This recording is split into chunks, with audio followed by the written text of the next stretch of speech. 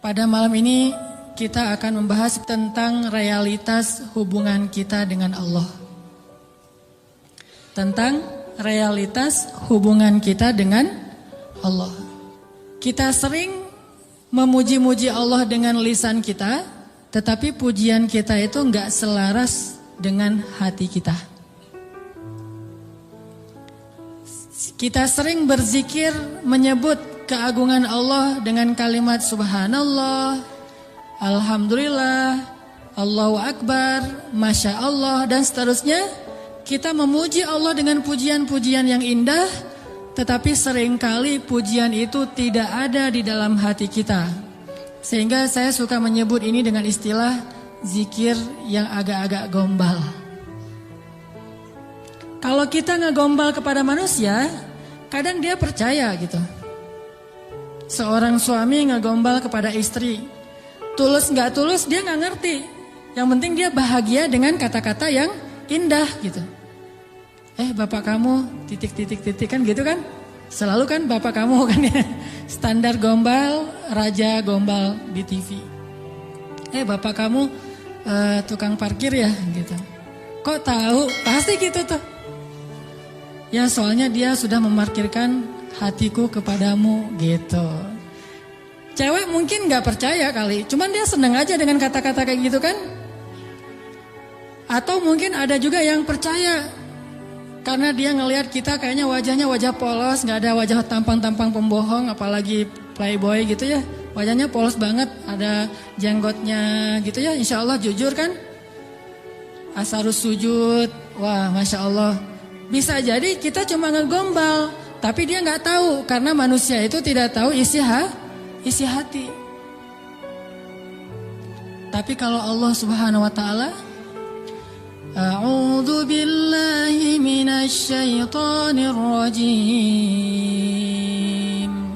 Wa asirru qawlakum aw ijharu bih innahu alimun bidzatis sudur. Kan? Gimana kita mau gombal kepada Allah? Wa asirru qawlakum, kalian sembunyikan kata-kata kalian di dalam hati maksudnya. Awi jaharu bih, atau kalian tampakkan, kita ucapkan dengan lisan. Innahu alimun bidzatis sudur. Allah Maha tahu apa yang ada di dalam hati. Jadi nggak akan berhasil ngegombalin Allah tuh nggak akan berhasil. Kalau kita nggak jujur dengan lisan kita yang sesuai dengan hati kita, itu nggak akan terjadi keajaiban dalam hidup kita. Inilah realitas dari hubungan kita dengan Allah. Makanya Allah sering bilang ke kita seolah-olah, kok gitu? Barusan kamu bilang hasbi Allah, cukup bagi saya Allah. Tapi kok nggak cukup kalimat Allah itu menggetarkan hati? Padahal kalau orang bilang hasbi Allah, cukup bagi saya Allah, pas disebut nama Allah, udah selesai masalah dia gitu. Contoh, ada musibah. Terus temannya bilang, tenang, ntar Allah ganti dengan yang lebih baik. Kan disebutkan nama Allah, tenang, ntar Allah ganti dengan yang lebih baik. Oh ini ada doa nih, wakhluf li khairam minha, ya Allah beri saya ganti yang lebih baik. Apakah kata-kata ini cukup buat kita sehingga kita tenang? Sehingga kita tidak lagi terus-terusan dalam keputusasaan terhadap musibah-musibah yang kita hadapi. Kalau enggak, berarti kita gombal mengatakan hasbi Allah. Katanya hasbi Allah, kok enggak cukup sih Allah buat kita? Padahal Allah berfirman di dalam Al-Quran, innamal mu'minun,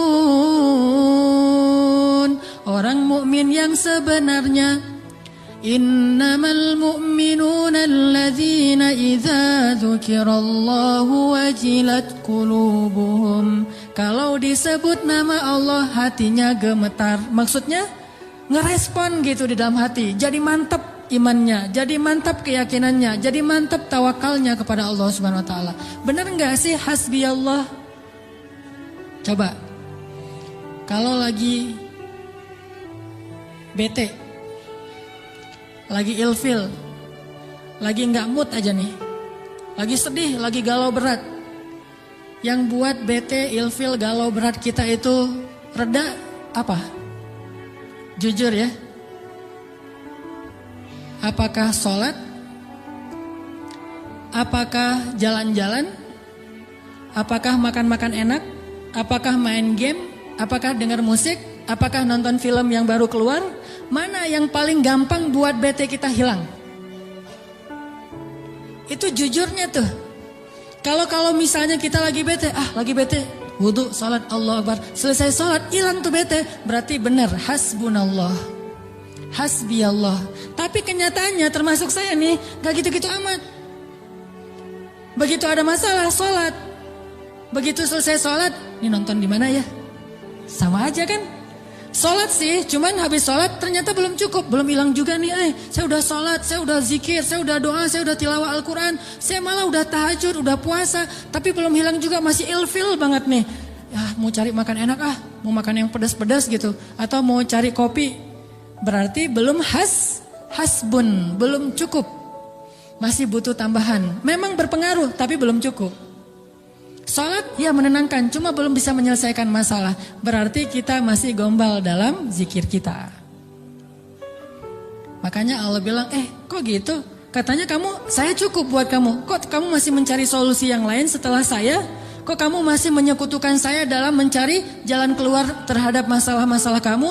Berarti kamu tuh gak benar ngomongin hasbi Allah. Orang yang benar-benar mengatakan hasbi Allah tuh kayak Ibrahim tuh.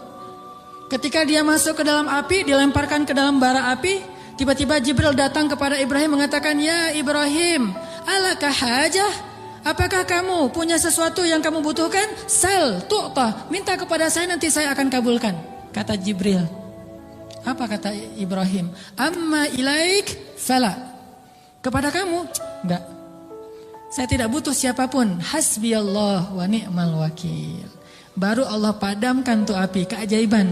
Kenapa kita mengucapkan banyak kalimat zikir tapi tidak terjadi keajaiban-keajaiban dalam hidup kita? Mungkin kalimat kita itu belum jujur, belum sesuai dengan hati kita dan realitas kehidupan kita. Makanya zikir kita itu belum powerful. Harusnya zikir yang powerful itu begitu kita bilang hasbi Allah, api padam. Jadi kalau ada kebakaran, hasbi Allah, gak butuh telepon pemadam kebakaran, selesai sudah. Kenapa kita telepon pemadam kebakaran? Karena kita belum hasbi Allah secara jujur. Ini benar nih, walaupun agak-agak, contohnya agak-agak lebay mungkin ya, tapi benar loh. Kenapa? Kita ketika gak usah api yang membakar rumah lah, gak usah kebakaran. Hal sepele aja. Masalah perasaan, masalah lapar. Bukankah Nabi mengatakan nanti makanan orang di akhir zaman adalah kalimat la ilaha illallah?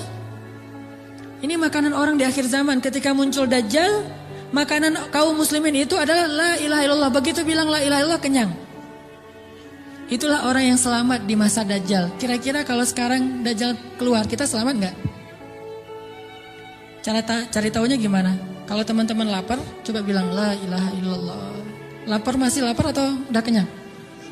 Pasti masih lapar ya.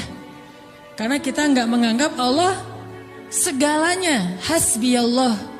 Tapi nanti di akhir zaman ketika Dajjal muncul, Nabi mengatakan makanan mereka pada saat itu adalah zikir subhanallah, alhamdulillah, Allahu akbar, la ilaha illallah. Itulah makanan mereka. Begitu mereka bilang subhanallah, la haula wala quwata illa billah, langsung kenyang. Anaknya bilang lapar, bilang la haula wala quwata illa billah. La haula wala quwata illa billah, gimana? Udah kenyang. Ya tuh. Itu benar-benar umat akhir zaman banget tuh. Kalau kita kayaknya bukan umat akhir zaman. Umat zaman edan. Kita ucapin la ilaha illallah masih lapar, sholat masih galau, udah zikir sekian ribu masih sedih, masih sakit hati. Kenapa? Karena kalimat kita itu belum jujur. Kok gitu kalimat kamu, kata Allah kepada kita. Karena Allah tahu isi hati kita. Wa asirru qawlakum aw jaharu bi innahu alimun bidzatis sudur. Seandainya kita jujur, Allah akan tunjukkan keajaiban yang luar biasa loh dalam hidup kita. Wa aufu bi'ahdi ufi bi'ahdikum wa iyaya farhabun. Kata Allah, jujur, tunaikan janjimu kepadaku, aku pasti akan tunaikan janjiku kepadamu. Dan kepadakulah kalian akan lari. Maksudnya, kepada Allah kita meminta pertolongan. Jadi kalau kita jujur sama Allah, Allah akan jujur sama kita. Kalau kita benar-benar mengatakan itu dengan yakin, Allah tidak akan mengecewakan kita sama sekali. Keajaiban itu akan terjadi dalam hidup kita. Sangat mudah urusan kita. Saya sendiri sering membuktikan ini dan sering benar. Kalau ada yang keliru itu karena saya masih belum baik imannya. Misalnya contoh sederhana mau ceramah. Ceramah yang menurut saya paling beban adalah di sini.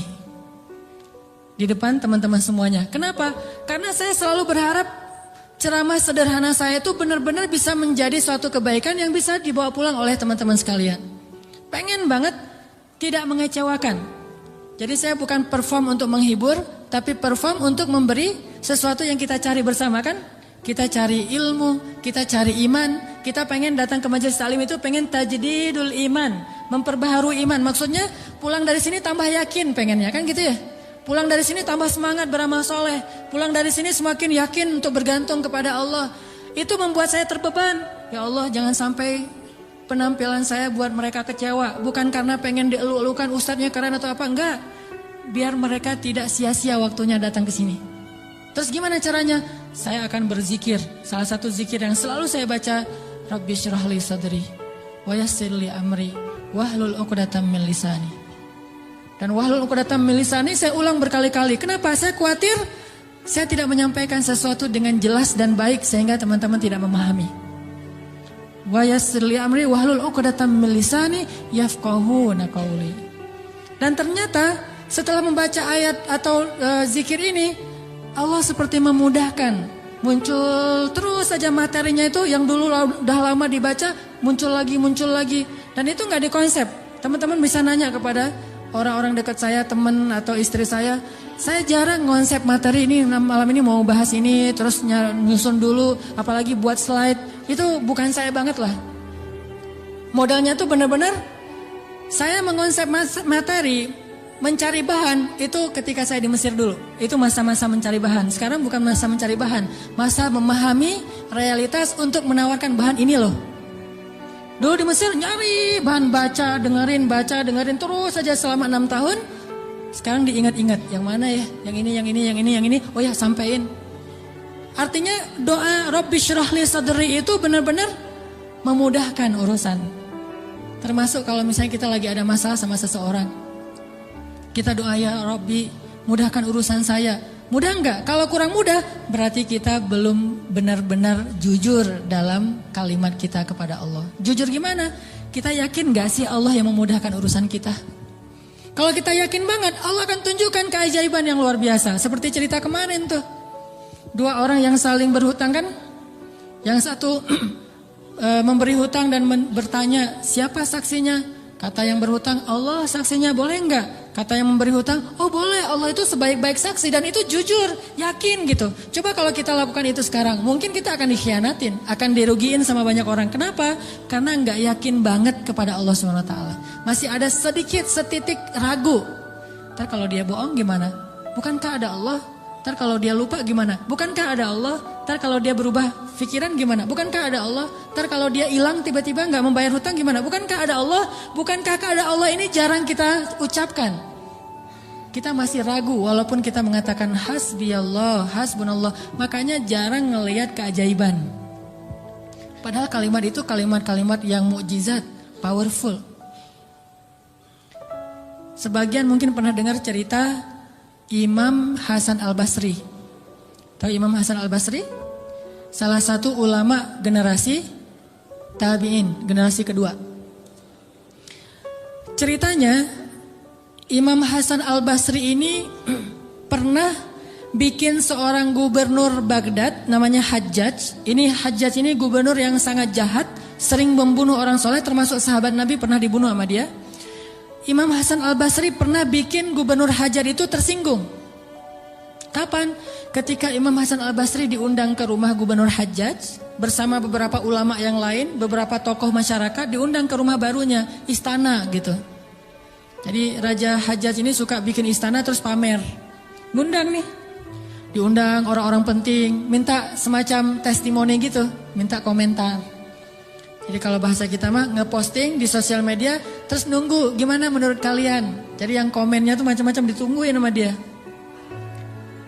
Nanya ke setiap orang yang tamu yang diundang, gimana menurut kamu istana saya? Rata-rata mengatakan ini bagus, istana pertama yang saya lihat yang paling indah segala macam. Bahasa-bahasa memuji lah. Dan gak jujur. Begitu giliran Hasan Al-Basri, ya Syekh Hasan, gimana menurut Syekh tentang istana saya? Syekh Hasan mengatakan, saya sama sekali tidak tertarik dengan semua ini. Sesungguhnya apa yang ada di sisi Allah lebih baik daripada apa yang ada di sisi Anda. Ini ucapan Hasan Al-Basri. Karena lagi ada acara makan siang kayak gitu, banyak orang Hajjaj menahan emosi. Dia tersinggung banget, marah sebetulnya. Akhirnya udah selesai obrol-obrolan, makan, pulang. Saat pulang, Raja Hajjaj mengutus 2 orang prajurit untuk menangkap Hasan Al-Basri di tengah jalan. Suruh bawa balik lagi ke istana. Mau dia apa? Mau dipancung. Karena dia suka mancung orang soleh. Tangkap tuh Hasan Al-Basri. Di tengah jalan didatangi pengawal raja. Kemudian dibawa lagi ke istana mau dipancung. Begitu Hasan Al-Basri berhadapan dengan Hajjaj, Hasan Al-Basri kemudian berdoa di dalam hatinya. Yang tadinya Hajjaj marah besar, pengen bunuh Hasan Al-Basri, pengen memancung Hasan Al-Basri, tiba-tiba pas ngelihat wajah Hasan Al-Basri, Hajjaj ini berubah seperti orang yang kena hipnotis. Tiba-tiba dia tersenyum, tiba-tiba dia jadi orang yang humble, hangat banget, langsung memeluk Hasan Al-Basri. Selamat datang wahai Syekh, selamat datang, duduk. Syekh, beri saya nasihat, terus dikasih makanan, minuman. Setelah itu dipersilakan pulang, dikasih kendaraan yang terbaik. Sampai akhirnya Hasan Al-Basri keluar dari istana. Ketika di tengah jalan, pengawal-pengawalnya Hajjaj bertanya kepada Hasan Al-Basri, ya Syekh, kami tadi diutus oleh raja menangkap Anda agar Anda dipancung karena raja tersinggung dengan obrolan tadi ketika makan siang. Dan raja dalam keadaan marah besar. Tapi begitu bertemu dengan Anda, tiba-tiba dia berubah, jadi baik, jadi kasih sayang, jadi luluh, emosinya jadi reda. Apa yang Anda lakukan kepada dia? Apakah Anda punya sihir? Kata pengawal. Kata Hasan Al-Basri, saya tidak pakai sihir. Terus apa? Saya sebelum bertemu dengan Hajjaj, tadi saya berdoa. Apa doanya? Ya Rabbi, Engkaulah yang menggenggam hidupku. Kepadamulah aku berserah. Ya Rabbi, padamkanlah amarah di hati Hajjaj sehingga aku selamat sebagaimana Engkau mendinginkan api kepada Ibrahim sehingga dia selamat. Ini yang dibaca oleh Hasan Al-Basri. Ya Allah, padamkanlah amarah di hati Hajjaj sehingga aku selamat dari kezalimannya sebagaimana Engkau menyelamatkan Ibrahim dari api yang panas. Tiba-tiba Allah padamkan marahnya. Ini namanya zikir, doa powerful. Kenapa? Karena hati Hasan Al-Basri itu benar-benar bergantung kepada Allah itu 100%, gak ragu sama sekali. Gimana pun pengawalnya banyak, tidak membuat dia ragu kepada Allah. Allah lebih besar. Gimana pun kuatnya Hajjaj, tidak ragu kepada Allah. Allah maha kuat. Sehingga kalimat yang sesuai dengan hati, Allah tunjukkanlah keajaiban kepada Hasan Al-Basri. Langsung luluh, langsung berubah dari marah menjadi sayang kepada Hasan Al-Basri. Kenapa kita jarang melihat keajaiban? Karena ucapan kita itu belum selaras dengan hati kita. Gak yakin-yakin amat sama Allah. Sering bilang la haula wala quwata illa billah, tapi kita masih yakin ada kekuatan lain yang mempengaruhi hidup kita. Padahal kata Nabi kepada Ibnu Abbas, kalau semua orang berkumpul dan ingin menolong kamu, mereka tidak dapat menolong kamu kecuali dengan seizin Allah. Kalau mereka semua berkumpul ingin mencelakai kamu, mereka tidak bisa mencelakai kamu kecuali dengan ketetapan Allah. Allah, Allah, Allah, di tangannya lah segala kebaikan, di tangannya lah segala kerajaan. Tabarakalladzi biyadihil mulk wa huwa ala kulli syai'in qadir. Percaya enggak kita dengan ayat itu? Jawab dengan hati kita masing-masing. Kalau kita percaya, baru terjadi keajaiban dalam hati kita. Pernah menghadapi orang marah? Pernah? Sering kan? Siapa yang marah? Istri? Tahu gimana kalau istri lagi marah? Oh, belum tahu ya. Ya udah deh, ganti contoh. Orang tua deh, orang tua. Saya lupa aja nih kalau saya di hadapan para jomblo fisabilillah. Kalau istri lagi marah, padamkan marahnya itu bukan dengan hadiah dunia dulu. Itu buat kita ragu sama Allah dan mengandalkan materi. Pas marah, tunjukin. Mau ke Lombok, Bali, Jogja, atau Maldives. Pasti dia pilih Maldives tuh. Pas dia pilih Maldives, kita nangis. Kenapa? Dananya gak cukup. Makin marah dia tuh. Jangan nawarin materi dulu untuk meredakan marah seseorang. Karena kita akan bergantung kepada materi itu. Ternyata ampuh. Kalau dia marah, saya kasih tuh brosur. Brosur doang. Kalau lagi marah, nonton yuk. Pelan-pelan reda marahnya, berarti efektif. Nonton cukup bagi saya. Pas lagi marah, ada kafe baru loh, enak tuh makanannya. Terutama tuh misalnya green tea-nya, milkshake tuh paling enak tuh se-Bandung. Reda marahnya, milkshake cukup bagi saya. Kan? Bukan hasbi Allah, hasbiya milkshake. Kenapa bisa gitu? Karena ketika kita mau meredakan marah seseorang itu kita menggunakan materi. Atau menggunakan bahasa-bahasa ngegoda, ngerayu, gombal tadi. Tapi kan lama-lama agak-agak habis juga ya bahan menggombal ya. Harus buka, jadi teman-teman bisa ke Gramedia mungkin beli buku dengan judul Kumpulan Gombal-Gombal Efektif. Udah teruji, banyak yang menggunakan gombal ini dan berhasil meredakan amarah. Mungkin, tetapi itu berarti kita tidak mendapatkan yang paling luar biasa sehingga suatu saat kita akan kewalahan sendiri. Berapa sering kita bisa memberikan materi, memberikan brosur, memberikan kafe, memberikan nonton, memberikan hiburan, entertain segala macam. Berapa sering? Coba sesekali ketika menghadapi seseorang yang marah, andalkan Allah. Pas mau ketemu orangnya, ya Rabbi, ya Rabba Ibrahim, wahai Tuhan Ibrahim, padamkanlah amarah istri saya sebagaimana engkau memadamkan api bagi Ibrahim. Terus temuin, kalau masih marah, ya Allah astagfirullahaladzim, berarti saya belum jujur nih. Masih belum yakin sama Allah, istighfar lagi, ya Allah padamkan. Masih marah, ya Allah padamkan. Terus saja sampai yakin. Kalau kita yakin itu berubah loh, benar-benar berubah. Kalau nggak bisa langsung, bertahap, tergantung iman. Ada orang yang imannya baru redam amarah seseorang itu 1 jam, berarti imannya iman 1 jam. Ada yang setengah jam, ada yang 10 menit, ada yang begitu ketemu berubah langsung. Sampai orang yang marah itu juga terheran-heran. Kenapa ya? Saya tadi sebetulnya lagi sebel banget sama kamu, tapi pas melihat kamu jadi berubah, kenapa ya? Karena Allah. Ini mah masalah iman. Bukan masalah fasihnya mengucapkan hasbi Allah. Semua kita mah namanya hasbi Allah pasti fasih. Apalagi sadaqallah, itu paling fasih tuh. Sadaqallahul azim itu fasih banget. Kenapa? Apalagi baca 1 juz pengen sadaqallah cepet-cepet kan? Itu fasih. Bismillah fasih, hasbi Allah. Insya Allah tahsin hasbi Allah wa ni'mal wakil. Malah kita kadang-kadang kalimat hasbi Allahnya tuh lebih keren daripada sahabat loh.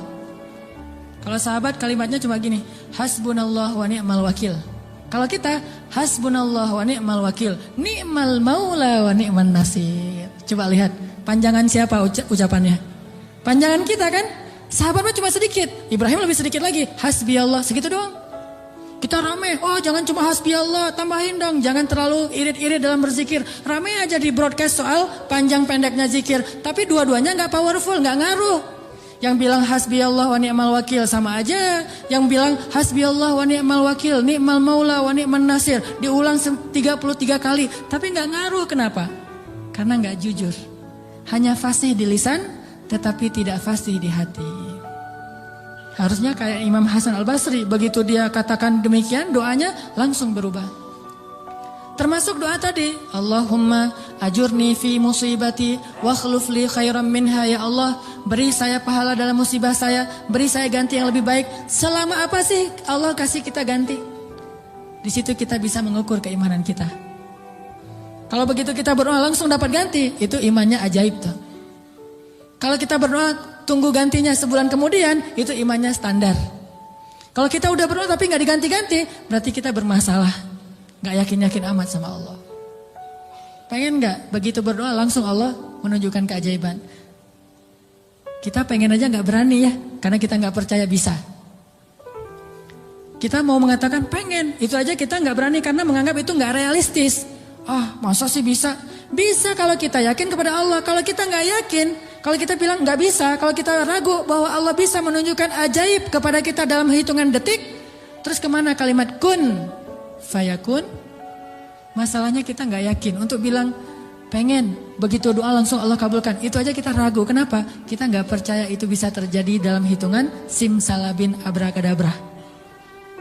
Kita nggak percaya itu bisa terjadi dalam satu kalimat kun. Makanya tidak ada kun dalam hidup kita. Gimana caranya? Belajar yakin kepada Allah seutuh-utuhnya. Masih ingat juga dengan kisah seorang bapak datang kepada Rasulullah curhat dan minta tolong. Dia bilang, ya Rasulullah, putra saya ditawan oleh musuh dan mereka meminta tebusan 100 dinar. Kalau saya nggak ngasih uang 100 dinar, putra saya akan dipenggal, akan dibunuh ya Rasulullah. Sedangkan saya orang miskin. Jangankan 100 dinar, 100 dinar itu mungkin sekarang sekitar 250 juta. Mahal. Saya nggak punya uang sebesar itu ya Rasulullah, untuk makan aja susah. Terus gimana ini ya Rasul? Waktu itu Rasulullah juga nggak punya apa-apa untuk diberi. Sahabat-sahabat banyak yang keluar negeri untuk berdakwah, sehingga orang-orang kaya kayak Utsman, Abdurrahman lagi nggak ada. Terus nolongnya gimana nih? Nabi kasih satu zikir. Kata Nabi, Pak, banyak-banyak mengatakan la haula wala quwata illa billah. Bapak percaya? Oh percaya ya Rasulullah. Pulang dia tuh. Coba kalau kita digituin, ya insya Allah ya Rasul. Tapi duitnya gimana Rasul? Tetap aja kan? Udah minta zikir, minta duit. Yang konkret dong Rasul kalau kasih zikir, kalau kasih solusi. Zikir itu solusi paling konkret. Justru yang lain itu nggak konkret. Yang lain itu Allah tunjukkan kepada kita karena Allah sayang kepada kita. Allah tahu iman kita lemah. Kalau seandainya Allah mau memberikan kepada kita keajaiban menurut iman, mungkin kita nggak dapat apa-apa dalam hidup. Akhirnya Allah berilah kita pertolongan, jalan keluar. Cuman butuh waktu, karena iman kita juga butuh waktu. Kita taubat aja butuh waktu, ya. Untuk hijrah aja butuh waktu. Untuk taubat butuh waktu. Mau sholat aja minta tambahan waktu. Udah azan, jangan sekarang deh, ntar lagi. Gimana kita mau dapat pertolongan Allah yang sekarang? Fair gak sih kalau Allah mengatakan, oh ntar lagi ya hambaku, orang kamu juga barusan sholatnya juga bentar lagi. Allah kasih tuh. Begitu Nabi bilang, ucapkan banyak-banyak membaca la haula wala quwata illa billah. Dia yakin langsung mengatakan, oh ya insya Allah, yakin gitu. Akan terjadi keajaiban, bukan ya ada Utsman gak Rasul? Enggak. Abdurrahman bin Auf rumahnya di mana ya? Enggak nanya-nanya orang kaya, udah aja yakin. Pulang dia tuh, la haula wala quwata illa billah, la haula wala quwata illa billah, la haula. Artinya apa? Tidak ada daya dan upaya dari makhluk. Allah lah yang maha kuasa.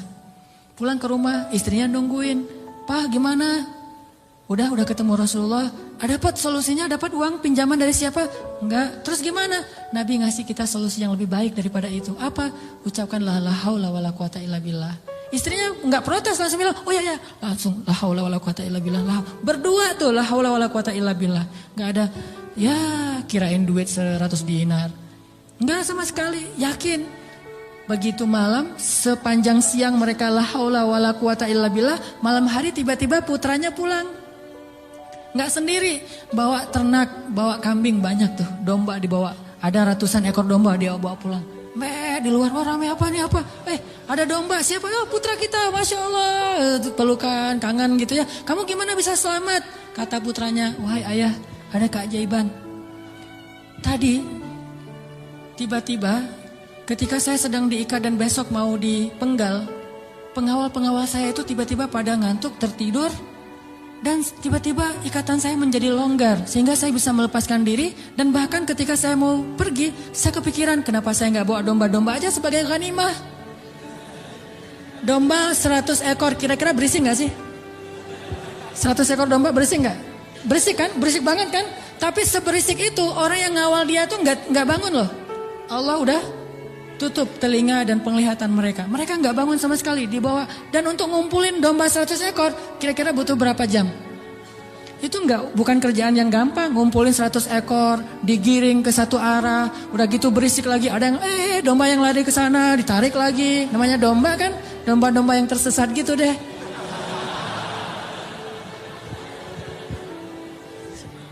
Gimana coba?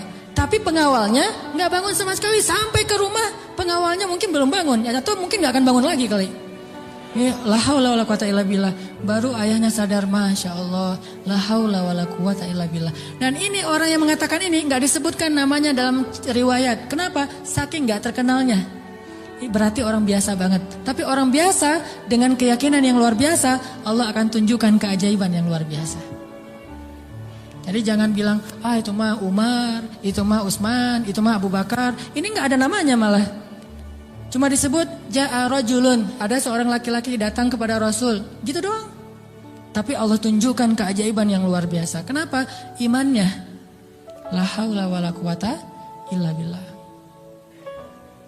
Sehingga anaknya datang membawa domba, jadi kaya raya. Sama juga dengan cerita Fatimah bintu Rasulillah. Pasti tahu ceritanya. Karena Fatimah capek di rumah, gak ada pembantu, Ali sering berjihad. Akhirnya dia ngurus anak sendiri, anaknya laki-laki lagi, namanya anak laki-laki, bukan bandel, emang dia aktif gitu. Akhirnya Fatimah ngerasa agak berat nih kalau harus ngurus semuanya sendiri, gak punya pembantu. Datanglah ke rumah ayahnya, ayah ya Rasulullah, ayah tahu keadaan rumah tangga saya bersama Ali. Ali orang yang sibuk bekerja, membela agama Allah, berdakwah, berjihad. Saya sendiri di rumah gak ada pembantu. Boleh gak minta seorang pembantu dari rumah ayah? Kan banyak pembantu Rasulullah yang jadi relawan tuh. Kata Rasulullah, ya Fatimah, mereka itu bukan pembantuku tetapi pembantu kaum muslimin. Jadi gak mau dikasih kepada urusan keluarga. Maka pulanglah Fatimah. Oh ya ayah gak apa-apa, pulang nih bersama Ali, gak dapat apa-apa. Nabi kan gak enak hati karena Nabi sayang banget dengan putrinya ini, putri kesayangan Nabi banget di antara putri-putrinya, Fatimah Az-Zahra. Akhirnya Nabi menyusul Fatimah ke rumahnya. Assalamualaikum, waalaikumsalam, dibukain pintu. Ya Fatimah, ya Ali, la tahzana, janganlah kalian bersedih. Mau aku kasih yang lebih baik daripada pembantu? Oh apa ayah? Kirain robot-robotan atau apa gitu ya. Pembantu yang dalam bentuk robot kan tinggal beli baterai aja tiap bulan atau dicas gitu. Apa ya ayah yang lebih baik daripada pembantu? Kita tahu, kata Rasulullah sebelum tidur, bacalah zikir ini, ayat ini, maka insya Allah itu lebih baik daripada pembantu. Mereka protes nggak? Enggak. Oh ya, sami'na wa ata'na. Diamalin tuh, nggak pernah tinggal. Dan selamanya mereka nggak punya pembantu, tapi nggak pernah mengeluh lagi. Allah berikan mereka jalan keluar. Jalan keluarnya adalah dikuatkan hati dan kesabarannya. Itu keajaiban. Kenapa kita udah berdoa tapi hati kita masih lemah? Karena kita tidak berdoa dengan hati, tapi kita berdoa dengan kok gitu? Gak sesuai antara lisan dengan kenyataan. Ada lagi nih kisah yang mungkin sebagian teman-teman pernah mendengar bagaimana Rasulullah SAW pada malam perang Badar. Melakukan apa Nabi malam perang Badar teh? Istighosah. Pernah dengar istilah istighosah? Mungkin sebagian orang menganggap istighosah ini bid'ah. Istighosah itu salah satu di antara hal yang paling luar biasa yang dilakukan Nabi. Dan disebutkan di dalam surat Al-Anfal, إِذْ تَسْتَغِيثُونَ رَبَّكُمْ. Ketika kalian beristighosah kepada Tuhan kalian. Apa itu istighosah? Berdoa dengan penuh keyakinan.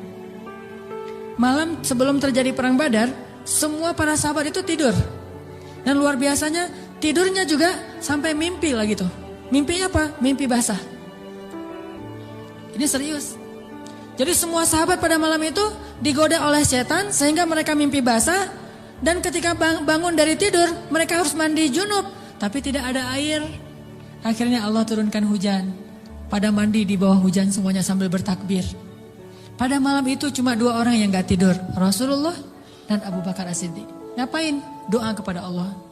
Salah satu yang terekam dalam sejarah di antara doa Nabi pada malam perang Badar apa? Ya Allah, seandainya besok kami semuanya terbunuh, maka saya khawatir tidak ada lagi orang yang menyebut namamu di muka bumi. Tolonglah hamba-hambamu ini ya Allah. Terus berdoa dan mengangkat tangannya tuh gak gini. Tapi ngangkat tangannya tuh gini. 2 tangan. Berdoa dengan mengangkat tangan setinggi-tingginya. Rabbi gitu. Terus terus berdoa kayak gitu sampai syal Nabi jatuh, ditaruh lagi oleh Abu Bakar, jatuh dan menangis sampai basah janggutnya Rasulullah SAW yang mulia. Kemudian Abu Bakar yang sedih mengatakan, ya Rasulullah, hasbuk, hasbuk, cukup ya Rasulullah, Allah sudah mendengar doamu, cukup. Nabi nggak cukup, terus saja berdoa. Apa yang terjadi besok? Allah utus malaikat ribuan untuk menolong Rasulullah dan para sahabat. Dan kita lihat hasil perang Badar. Bukan karena dia Rasulullah, tetapi karena imannya adalah imannya seorang Rasulullah. Kalau kita punya iman minimal dekat atau mirip dengan imannya seorang Nabi, Allah akan tunjukkan mukjizat yang mirip dengan seorang Nabi yang disebut dengan karomah. Itulah keajaiban. Jadi bukan mustahil. Kalau kita tidak pernah melihat keajaiban, itu pasti karena kita masih belum selaras antara lisan dengan hati kita. Masih ingat kalimat Nabi ditodong dengan pedang, dihunuskan pedang, lagi istirahat di bawah pohon. Nabi lagi istirahat nih. Tiba-tiba datang orang Badui, orang kafir, menghunuskan pedang di leher Nabi. Dan itu benar-benar mau membunuh Nabi. Nabi seorang diri, sahabat jauh. Terus laki-laki itu mengatakan, ya Muhammad, sekarang kamu sendiri. Kalau saya akan membunuh kamu sekarang, siapa yang bisa menolong kamu? Rasulullah dengan tenang dan mantap mengatakan Allah. Kalimat Allah itu membuat laki-laki tadi gemetar dan jatuh pedangnya. Coba, ini kalimat Allah kayak gimana? Coba kita ucapkan Allah, ada yang gemetar nggak? Allah, apaan? Nggak dengar? Ya. Biasa aja. Jadi kalau ada musuh, misalnya kita lagi marahan nih di jalan, ada orang yang marah, pengen ngancam kita. Allahu Akbar. Dia langsung gemetar gitu, langsung tunduk, langsung gak bisa berdiri. Berarti ini Allahu Akbar kita ini udah benar-benar powerful. Tapi kenyataannya kan gak pernah kan. Kita bilang Allah terus orang gemetar gara-gara kata-kata kita. Rasul bisa kayak gitu loh. Jadi kalimatnya sama yang kita ucapkan dengan yang Rasulullah ucapkan. Tetapi hatinya beda. Nabi mengatakan Allah, gemetar tangannya, jatuh pedangnya, diambil oleh Nabi. Dihunuskan ke leher orang itu. Nabi bertanya, sekarang kalau saya mau membunuh kamu, siapa yang menolong kamu? Kata dia, engkau wahai Muhammad. Cuma engkau yang bisa menolong saya dan menyelamatkan saya. Akhirnya Nabi membiarkan dia pulang dan dia akhirnya pulang dalam keadaan selamat dan menyebarkan agama Islam kepada kaumnya. Jadi sesi pertama ini kesimpulannya apa? Salah satu di antara sebab tidak banyak terjadi keajaiban dalam hidup kita karena iman kita belum ajaib. Insya Allah nanti habis sholat isya saya mau sharing kisah-kisah yang menurut saya lebih powerful untuk jadi pelajaran buat kita dalam berdoa, berzikir dan memohon pertolongan Allah Subhanahu Wa Taala insya Allah. Oke, teman-teman sekalian, tadi kita sampai kepada beberapa kisah tentang gimana menyelaraskan antara lisan dengan hati kita sehingga bisa terjadi banyak keajaiban dalam hidup kita. Ini kisah-kisah yang tadi kita dengar adalah bukti gitu. Orang kalau selaras antara lisan dan hatinya pasti terjadi keajaiban. Kalau ketika kita berdoa hati kita yakin seutuhnya kepada Allah, pasti Allah gak akan ngecewain kita. Gak mungkin. Allah itu gak mungkin mengecewakan kita. Allah sendiri kok yang berjanji, wa idza sa'alaka ibadi anni fa inni qarib ujibu da'watad da'. Itu Allah yang bilang, ujibu da'watad da'. Aku tuh dekat. Artinya berharaplah kepadaku gitu. Dan aku akan mengijabah setiap orang yang meminta kepadaku. Jadi Allah sendiri yang berjanji akan menunjukkan keajaiban, mengabulkan permintaan-permintaan yang baik dari hambanya, sehingga tidak perlu kita ragu Allah gak mungkin ngecewain kita. Begitu kita berdoa yang selaras di hati kita yakin kepada Allah, Allah akan tunjukkan. Itu rahasia paling gampang untuk hidup bahagia, untuk sukses, untuk dapetin apa yang baik-baik yang kita harapin. Contoh, kalau mau ngelamar seorang cewek, sebelum kita datang ke calon mertua, lobi dulu ke langit pemilik hati mertua. Jadi bukan dandan nomor 1, itu mah yang kesekian. Bukan misalnya bawa CV yang bagus, isi CV-nya teh Kalau perlu tanggal lahirnya diedit biar nggak terlalu ketuaan gitu ya. Cuma diedit 1 angka doang, angka terakhir yaitu tahun. Kemudian pekerjaan, wira swasta. Kan sekarang wira swasta mah keren ya, pengusaha gitu ya. Walaupun wira swastanya masih baru merintis lah, saya mah nggak mau terlalu makin jelek nanti. Wira swasta, jualan apa misalnya, apa aja lah, apa aja dijual gitu. Yang penting tidak menjual harga diri. Wah, semuanya diedit. Itu bukan yang paling penting. Yang paling penting adalah gimana ngelobi lah langit, pakai jalur langit. Minta kepada Allah yang menggenggam hati. Begitu di depan pintu pagar, la haula wala quwata illa billah. La haula sampai 100 kali. Kenapa 100 kali? Sampai yakin banget ini Allah lah yang menentukan hati seseorang hamba. Bisa dibolak-balik. Bisa jadi awalnya si calon mertua ini udah punya calon sendiri buat anak yang perempuannya. Mungkin lebih tajir, mungkin lebih keren, mungkin lebih berewokan, lebih nyuna gitu ya. Kita mah seadanya, udah pakai wak doyok juga belum tumbuh-tumbuh. Ya gimana, udah begitu takdirnya kan, terimalah kenyataan. Akhirnya orang tua, calon mertua tadi yang udah punya rasa srek kepada yang lain, tiba-tiba berubah pas ngelihat kita.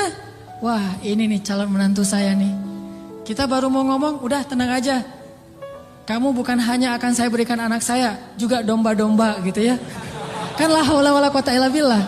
Dikasih modal nikah, dikasih mahar, disiapin semuanya, dimudahin banget. Kenapa? La haula wala quwata illa billah. Itu lebih penting daripada mahar, lebih penting daripada bawa kendaraan apa walaupun minjem, lebih penting dari apapun. Lobi Allah dulu, pemilik segala hati hamba. Itu berlaku banget.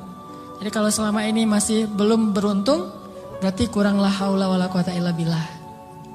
Tips supaya mengakhiri masa jomblo, yakin sama Allah, banyak-banyak la haula wala quwata illa, dan berani datang kepada calon. Kalau kata seorang pelawak, kalau kita jelek, jangan takut untuk mencintai seorang perempuan. Karena yang takut itu harusnya yang dicintai, kan gitu ya. Kita mah gak usah takut, yang dicintai yang takut. Yang datang ke saya kok wajahnya gini. Tapi itu mah cak lontong. Jarine cak lontong. Oke. Sama juga kalau misalnya seorang istri pengen membujuk suaminya. Membujuk ngapain nih? Membujuk tambahan saldo. Ini udah akhir bulan nih, tanggal 31, pakai la haula wala quwata illa billah. Itu ngaruh banget. Sambil senyum, sambil la haula wala quwata illa billah. Oh ngerti mah, besok ditransfer gitu ya. Gak usah bilang, "Pak, uang bulanan," gak usah. Bilang aja la haula wala quwata illa billah. Lobi Allah sehingga dia jadi sayang sama kita, dikasih lebih. Jalan ke mall, lobi Allah supaya dia sayang sama kita, dikasih lebih. Jadi dibeliin apa. Ini semuanya karena kita yakin sama Allah yang maha kaya. Saya pernah dulu di tablik.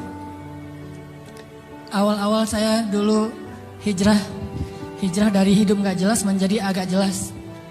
Saya waktu SMA juga masih belum jelas. Suka sama cewek tapi gak pernah disukai. Mungkin saya mirip dengan kata-kata Cok Lantong tadi kali ya. Suka, alhamdulillah gara-gara saya gak diterima, akhirnya saya gak pernah pacaran. Itu bukan karena saya gak mau pacaran, karena nasib aja. Jadi akhirnya gak bisa pacaran. Nah, pas udah jelas gara-gara datang jamaah tablik berdakwah di sekolah saya, akhirnya saya masuk ke tablik yang khuruj 3 hari, 40 hari. Di tablik itu ada pelajaran tauhid yang menurut saya bagus ya, inspiring gitu. Kalau kita lagi makan nih, kan makannya tuh rame-rame tuh, pakai talam gitu kan, makan rame-rame. Terus ada petugas khidmat namanya yang ngasih-ngasih lauk, nasi, ikan segala macam. Jadi SOP di tablik, kalau kita lagi makan, mau minta tambahan makanan, nasi, ikan atau lauk, itu nggak boleh minta kepada yang khidmat. Kita ngomong, Allah, ikan, Allah, datang tuh ikannya. Wah ini ikan, Masya Allah, Allah kasih datang ikan. Di situ belajar tauhid tuh. Ternyata kuahnya kurang. Allah, kuah Masya Allah, kuah Masya Allah. Datang tuh kuah tuh. Soalnya orangnya dengerin gitu ya. Tapi walaupun ini agak-agak menurut sebagian orang aneh, justru di situ kita belajar yakin sama Allah. Makanya saya sering cerita, awal-awal saya dapat hidayah ke tabligh itu, lagi mau main bola, keluar dari sholat asar di masjid, bukan keluar sholat asar, lagi main bola depan masjid. Masjid di Aceh itu kan luas-luas, selamanya bisa main bola. Ada orang main bola, ada sapi yang lagi ngerumput, karena saking luasnya halaman masjid. Udah gitu, lagi main bola dipanggil sama seorang jamaah tabligh dari Pakistan. Dia nyebutnya Maulana gitu. Orang tabligh kan kalau udah level ilmu tertentu disebut Maulana. Maulana ini manggil saya, come here gitu. Saya datang, saya waktu itu masih anak muda gak jelas gitu. Duduk di sebelah dia, dia tanya, dia tunjuk-tunjuk ke langit gitu. Gak bisa bahasa Indonesia, saya bilang, kenapa? Oh langit, saya bilang, langit Allah cipta, kata dia. Terus tunjuk ke pohon. Saya bilang pohon Allah cipta. Dia tahu bahasa Indonesia cuma satu kalimat, Allah cipta. Pohon Allah cipta. Saya tunjuk anak-anak, dia nunjuk anak-anak. Oh, orang Allah cipta. Itu aja selama setengah jam. Begitu setelah setengah jam Allah cipta. Tiba-tiba saya ngerasa kayak ada yang masuk ke dalam hati saya tuh sejuk banget. Saya langsung pergi wudhu, saya sholat kayak orang dihipnotis gitu. Sholat asar sendiri, udah selesai sholat asar sendiri, dia temukan dengan tabligh yang ada di situ, orang lokal, masuklah saya ke tabligh, khuruj 3 hari. Pulang ke rumah, saya dianggap orang aneh oleh orang tua saya. Wah kamu gak boleh ke masjid lagi, kenapa? Kamu sekarang aneh. Aneh apa? Udah rajin ke masjid. Rajin ke masjid aneh dulu teh. Orang tua kan takut ke jaring aliran apa mungkin yang mau jadi pengantin, bom bunuh diri atau apalah, takut. Terus saya mulai pakai jubah waktu itu, jubah putih, sorban putih. Begitu saya lewat depan tetangga ada anak kecil lagi main, dia bilang, mak malaikat lewat gitu. Waduh, saya malaikat gitu, luar biasa. Ini artinya belajar yakin. Kalau di beberapa dakwah itu benar-benar bab la ilaha illallah ini benar-benar kurikulum paling penting dan ini yang harus kita pelajari. Kalau kita ngandelin Allah banget dalam segala urusan, la yudayya'anallah, itu intinya. Allah nggak akan ngecewain kita. Manusia bisa banget ngecewain kita, bukan karena dia jahat. Kadang dia ngecewain kita karena emang dia nggak mampu untuk memuaskan dan membahagiakan kita. Bukan karena dia pengkhianat. Seorang istri, seorang suami kadang mengecewakan kita bukan karena dia nggak sayang sama kita, tapi dia nggak mampu memenuhi semua kebutuhan kita. Dia terbatas. Dan justru juga banyak orang yang sengaja ngecewain kita karena dia jahat, tapi ada juga orang baik ngecewain karena dia nggak mampu. Tapi Allah maha baik dan maha mampu. Bukan cuma maha baik, kalau baik doang nggak mampu, ya apa bisa kita lakuin kan? Tapi kalau baik dan mampu, nggak ada batas. La haula wala quwata illa billah. Keajaiban-keajaiban yang luar biasa terjadi dalam hidup kita kalau kita mengandalkan Allah, selaras antara lisan dengan hati kita. Saya pengen nanya ke teman-teman pernah lupa? Sering ya? Lupa apa misalnya? Lupa diri. Kadang kita perlu lupa. Ngelupain mantan. Baper ya. Karena lupa ini adalah solusi. Melupakan mantan itu benar-benar solusi yang paling konkret. Karena kalau nggak bisa lupa kita nggak bisa move on. Dan kalau nggak bisa move on kita nggak bisa ketawa. Kalau nggak bisa ketawa kita nggak bahagia. Pernah lupa kan? Lupa pelajaran, lupa ayat Al-Quran. Kayaknya kalau lupa ayat Al-Quran sering nih, terutama di juz-juz di tengah, soalnya belum hafal. Jadi pasti lupa. Kalau teman-teman lupa, apa yang teman-teman lakukan? Hah? Kalau lupa gimana? Diingat-ingat. Diingat-ingat. Berapa lama butuh waktu untuk sampai ingat lagi? Kadang cepat, kadang lama ya. Ada tips dari ulama Al-Azhar. Setiap kita ujian di kampus di Al-Azhar itu selalu ulama tuh syekh, doktor, profesor masuk ke ruang-ruang kelas kita bilang gini, ya abnai, wahai anak-anakku. Ini indahnya ujian di Mesir itu gitu. Bukan cuma ujian tulis, tapi dapat nasihat lagi mau ujian. Nasihatnya jangan nyontek ya, bukan. Nasihatnya apa? Ya abnai, panggilannya lembut, wahai anak-anakku. Kalau nanti kalian mau kerjakan soal, jangan lupa bismillah. Kalau kalian lupa, jangan lupa. Kalau kalian lupa, ucapkanlah istighfar dan salawat. Allah akan mengembalikan ingatan kalian. Karena tidaklah seseorang itu lupa kecuali karena dosa-dosa. Maka istighfarlah. Itu nasihat yang setiap tahun saya dengar kalau mau ujian. Jadi ngena banget gitu. Akhirnya saya praktekkan tuh. Wah, ini bener nih tips yang luar biasa. Lupa nih mau nulis, ini jawabannya apa ya? Ini di bukunya halaman berapa atau yang kata-kata siapa gitu. Astagfirullahaladzim, Allahumma sholli ala Sayyidina Muhammad. Ingat. Kadang-kadang juga nggak ingat sama sekali, udah berkali-kali sholawat. Soalnya bukunya belum saya baca. Wah ini nggak ingat-ingat ini. Kan ada masa-masa iman naik dan turunnya. Kalau lagi turun buku nggak dibaca, pede banget baca judul-judul doang gitu. Baca daftar isi. Jadi cara belajar cepat tuh baca daftar isi. Nanti kurang lebih kayak gitulah dikarang-karang aja gitu. Akhirnya nilainya harus di remedial diulang. Padahal udah selawatan masih remedial. Kenapa nggak belajar? Kalau kita lupa, coba deh. Uji iman kita dengan istighfar dan salawat. Kalau belum ingat juga berarti iman kita masih lemah. Lupa nama si fulan, siapa ya? Lupa namanya.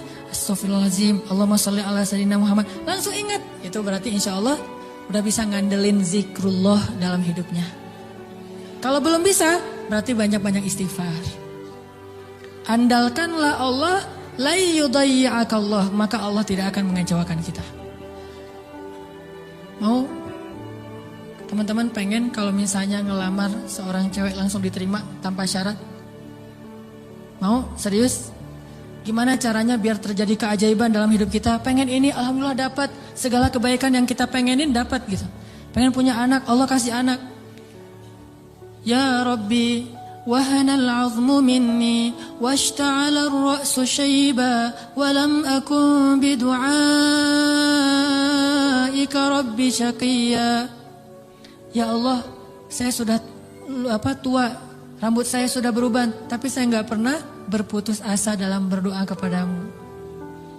Fahabli min ladunka waliya, yarithuni wa yarithu min ali Yaqub waj'alhu rabbi radiyya. Langsung Allah bilang, ya Zakaria, inna nubashshiruka bi ghulam ismuhu Yahya lam naj'al lahu min qablu samiyya. Ya Zakaria, langsung Allah kasih jawaban. Bergembiralah Zakaria, kamu akan punya anak laki-laki dan namanya saya kasih nama, bukan kamu yang cari di Google. Saya kasih nama, siapa namanya ya Allah? Yahya, dan tidak ada anak seperti dia sebelumnya. Solehnya luar biasa. Wa hananan min ladunna, anakmu itu hanan banget, kata Allah. Apa itu hanan? Lemah lembut. Wa hananan min ladunna wa zakatan, anak yang terpelihara dari dosa. Wa taqiyya, hanan at-taqi, lembut dan mudah-mudahan bertakwa, cenah gitu ya. Itu sifat Nabi ya, Nabi Yahya. Wa barram biwalidayhi, berbakti kepada kedua orang tua. Tuh, Allah langsung kasih sifat-sifatnya, bukan cuma anak terus ntar terserah orang tuanya, enggak. Allah udah beri dia sifat yang sangat mulia. Dari apa itu? Dari yakin. Belum pernah kecewa dalam berdoa. Padahal berdoanya tuh lama loh, tapi gak pernah kecewa. Dan Allah tunjukkan betapa Allah tidak mengecewakan hamba-hambanya. Wa barram biwalidayhi wa lam yakun jabbaran 'asiyya. Dia anak yang berbakti, tidak pernah berlaku kasar dan tidak pernah berbuat dosa. Bayangin, anak gak pernah berbuat dosa sampai akhir hayatnya. Yahya alaihissalam.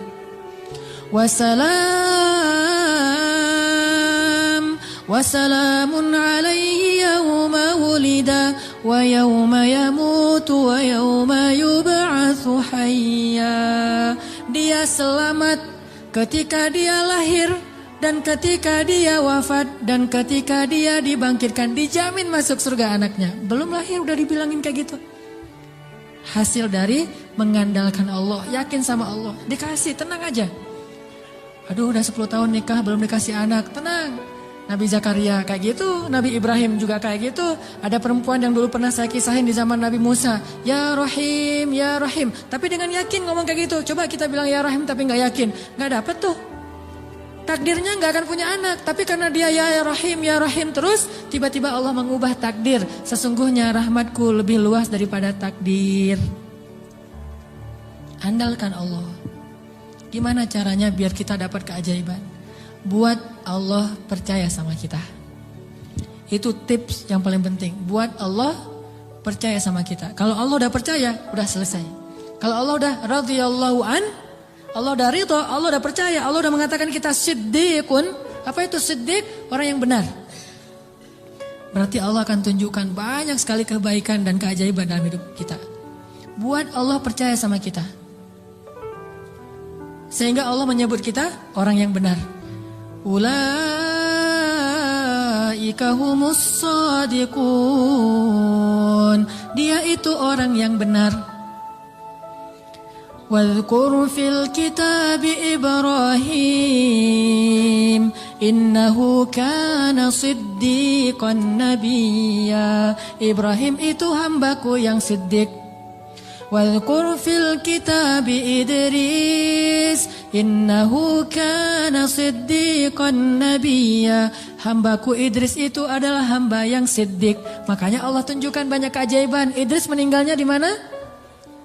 Wa rafa'nahu makanan 'aliyya.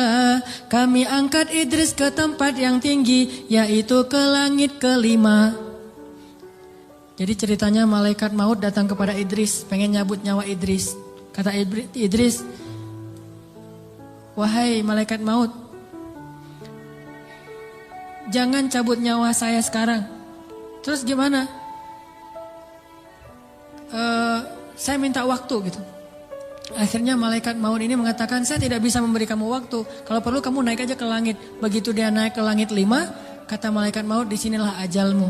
Sehingga Nabi Idris itu meninggalnya bukan di bumi. Kuburannya itu bukan di tanah.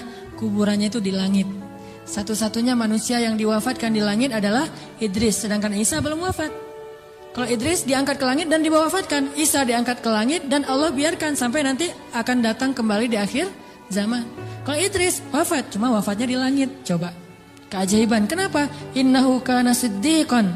Karena dia siddiq, Allah percaya, Allah kasih dia keajaiban. Begitu juga dengan Ibrahim. Gimana cara Ibrahim buat Allah percaya sama Ibrahim? Sehingga ketika Ibrahim dalam keadaan terdesak, Allah kasih keajaiban. Ya nar, kuni bardan wa salaman ala Ibrahim. Wahai api, jadilah kamu sejuk dan selamat bagi Ibrahim. Langsung sejuk, apinya membara-bara sampai kayu bakarnya habis, tapi Ibrahimnya dalam keadaan selamat. Kayak di ruang AC. Kenapa? Karena Allah udah percaya sama hatinya Ibrahim. Gimana cara Ibrahim membuktikan dan membuat Allah percaya kepada dia? Nabi Ibrahim membuktikan itu di waktu-waktu yang sulit, bukan di waktu yang mudah. Jadi bukan hanya dengan sholat Allah akan percaya sama kita. Tapi ketika kita dapat masalah, siapa yang kita andalkan? Kalau kita mengandalkan Allah dan senantiasa kayak gitu dalam kesabaran, tidak berputus asa kepada Allah, yakin Allah gak akan ngecewain kita, Allah akan percaya sama kita. Dan saat Allah percaya, Allah tunjukkan keajaiban. Nih kisah Ibrahim yang luar biasa yang dulu sering kita baca. Ibrahim itu by the way orang mana? Orang mana Ibrahim teh? Orang Irak. Ibrahim aslinya dari Irak. Dari Basrah. Mirip dengan Imam Hasan al-Basri, Basrah. Jadi Ibrahim itu orang Irak. Lalu berdakwah di Irak di usia 17 tahun tuh udah mulai kayak kita lah, anak ABG tapi udah hijrah. Hijrah pemikiran tapi bukan hijrah dari dosa kepada yang baik. Hijrah pemikiran. Dari awalnya mikirnya macam-macam, agak liar gitu. Wah ini Tuhan saya, yaitu matahari. Ini Tuhan saya, yaitu bulan. Ini Tuhan saya, yaitu bintang. Kan liar ya. Sampai akhirnya, ini semuanya tenggelam. Tuhan saya adalah pencipta semua ini. Dan di usia segitu beliau ditaruh di dalam api dan yakin banget kepada Allah. Dia punya seorang ayah, namanya Azar. Azar ini seniman nyeleneh. Kalau seniman doang masih mending kan? Ini udah seniman nyeleneh.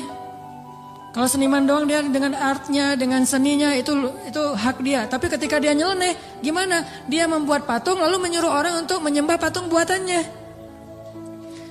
Dan dia juga tokoh agama yang ngajarin cara nyembah patung buatannya, ngajarin doa-doanya. Sehingga orang menyembah patung buatan Azar. Lalu dia punya kedudukan di sisi rajanya, Namrud. Sehingga ketika anaknya berdakwah di sana, kedudukan Azar ini terancam. Akhirnya dia diusir. Ibrahim diusir dari Irak, disuruh pergi atau dibunuh. Akhirnya berangkatlah Ibrahim bersama 2 orang. Satu istrinya yang terkenal sangat cantik. Sampai para ulama mengatakan belum pernah Allah menurunkan seorang wanita cantik di muka bumi secantik Sarah. Itu perempuan paling cantik yang pernah ada di muka bumi. Kalau yang paling sempurna, Asia, Maryam, Khadijah, Fatimah.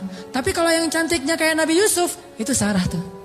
Kalau laki-laki ganteng, Yusuf. Kalau perempuan cantik itu Sarah. Simbol kecantikan perempuan di muka bumi. Bukan siapa yang di Mesir teh? Cleopatra. Cleopatra kalau di film-film mah agak-agak hitam ya. Kurang menurut saya mah.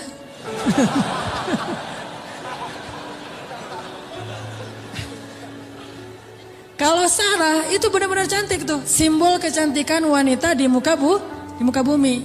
Nanti kalau punya anak jangan lupa kasih nama Sarah. Sarah. Nah, ditemani oleh Sarah istri tercantik. Dan seorang murid yang kelak juga jadi nabi namanya Lut alaihissalam. Lut masih muda, masih ABG, baru belajar kepada Ibrahim. Jalan nih bertiga dari Irak menuju ke Palestina. Di tengah jalan lewat Mesir, Raja Mesir jatuh cinta kepada Sarah, namanya juga cewek cantik. Untung gak ada adegan ngiris tangan kayak Yusuf ya. Ngelihat Sarah, wah gitu. Enggak, karena dia bukan nabi. Tapi cantik banget, sampai raja aja yang di Mesir banyak cewek cantik, tapi masih jatuh cinta kepada Sarah. Saking cantiknya Sarah. Begitu tahu Sarah adalah istrinya Ibrahim, akhirnya raja jadi segan, gak berani. Soalnya Ibrahim terkenal dengan kebijaksanaannya, kearifannya, ilmu yang luas. Sehingga lama-lama malah rajanya merasa takjub kepada Ibrahim. Karena tahu ilmu Ibrahim yang sangat banyak, ini menurut sebagian riwayat. Ini riwayat yang terakhir saya baca, ternyata yang paling kuat. Akhirnya raja ini menitipkan salah satu putrinya kepada Ibrahim yang kita kenal dengan nama Hajar. Ternyata Hajar itu menurut sebagian ulama, nih penelitian terakhir, bukan budak Mesir. Hajar itu putri raja. Raja ini punya puluhan anak dari banyak istri karena mereka tidak ada syariat, tidak ada 1, 2, 3, masna wa thulatha wa ruba. Adanya asyarah, isyrun, salasun, 10, 20, 30. Istrinya banyak gitu. Sehingga anaknya ratusan. Salah satu di antara anaknya yang perempuan, putrinya namanya Hajar. Dan Hajar ini putri kesayangan Raja Mesir. Dititipin kepada Ibrahim untuk jadi apa? Nyantri di rumah Ibrahim, belajar kebijaksanaan dari Ibrahim. Dititipin nih. Hajar juga cantik, tapi tetap Sarah paling cantik. Berangkat ke Palestina, bertiga sekarang, berempat. Ibrahim, Hajar, Sarah, Hajar dan Lut. Sampai di Palestina sekian tahun, Ibrahim gak dikaruniai anak dari Sarah. Akhirnya Sarah karena merasa tidak tega kepada suaminya dan suaminya sangat menginginkan anak laki-laki untuk meneruskan dakwahnya, Sarah nawarin kepada Ibrahim, Kang Ibra, wes. Kang Ibrahimovic kalau orang ini ya, kalau bola teh. Kang Ibra, apa neng? Ini Akang serius mau punya anak? Ya serius satu neng, siapa juga yang gak mau punya anak? Ini mah kalau disundakan. Gimana kalau Akang nikah lagi? Tuh neng jangan canda tuh neng gitu. Malu-malu gitu ya. Ini senang dicerita yang gini-gini nih. Padahal saya bukan mau ngomongin ini ya tentang la haula wala quwata illa billah, cuman agak-agak banyak gimmicknya. Jangan bercanda, udah nggak usah ngomong yang gitu-gitu, nggak lucu. Ini emang nggak lucu kan, serius. Sambil menitikkan air mata, enggak. Terus maksudnya gimana? Gimana kalau dengan Hajar? Hajar udah belajar lama dengan Ibrahim dan udah ketahuan oleh Sarah Hajar ini perempuan yang soleha, yang baik, yang bijaksana, cocok insya Allah untuk Ibrahim dan dia lebih muda jauh. Akhirnya Nabi Ibrahim meminta petunjuk dari Allah. Kalau di kita mah sholat galau teh ya, istikharah. Saat galau dulu, kalau dulu Nabi Ibrahim minta petunjuk Allah, akhirnya Allah menyetujui. Ya udah, Sarah udah dapat petunjuk dari Allah. Gimana jawaban Allah? Ya, aku sih terserah kamu. Atau aku sih yes, nggak tahu kalau kamu gitu ya. Ya udah, kalau Mas Anang yes, saya juga yes gitu. Akhirnya yes, nikah nih sama Hajar. Udah nikah sama Hajar, langsung Hajar mengandung anak Ismail. Maka kami berikan kepada dia Ismail, anak yang ghulaman halima, anak ghulamun halim, anak yang sangat lemah lembut dan cerdas dan perasaannya peka gitu. Itulah Ismail. Sangat sabar. Punya Ismail kecil, namanya calon nabi kan ganteng. Nih by the way lagi ya, gak ada nabi yang jelek. Semua nabi itu keren. Maka insya Allah dai-dai juga para pewaris nabi harus keren. Ini maksudnya apa sih? Nabi itu semuanya keren gitu ya. Jadi jangan pernah ngebayangin ada nabi yang biasa-biasa aja, tua, jelek. Semua nabi itu keren-keren karena dia dutanya langit. Kita duta produk aja cari artis yang paling keren kan? Apalagi Allah nyari dutanya langit. Keren. Ismail kecil tuh udah luar biasa. Aura kenabiannya tuh udah kelihatan. Sehingga akhirnya membuat Sarah, ini mungkin ada benarnya juga kata orang dulu. Kalau pengen punya anak, maka suaminya suruh nikah lagi, punya anak, nanti kepancing. Yang pertama akan punya anak. Ternyata Sarah akhirnya hamil juga kan? Nah Ismail kecil. Ibrahim senang banget punya anak laki-laki. Digendong-gendong kayak Nabi Muhammad aja. Naik ke atas punggungnya, dibawa kemana-mana, dibangga-banggakan kepada orang. Ini anak saya laki-laki. Ismail anaknya Hajar segala macam. Dan banyak tetangga memuji-muji Hajar. Nah ini nih masalahnya bukan di suami istri tapi di tetangga. Yang bikin istrinya cemburu. Sarah mah pasti awalnya niatnya baik. Gak akan cemburu. Tapi gara-gara tetangga, Hajar hebat ya. Udah punya anak ganteng, mirip banget dengan Hajar gitu-gitu. Akhirnya Sarah kan jadi panas juga lama-lama tuh. Nah wajar, akhirnya Sarah mengusulkan, janganlah tinggal dengan serumah dengan saya udah gak tahan. Hening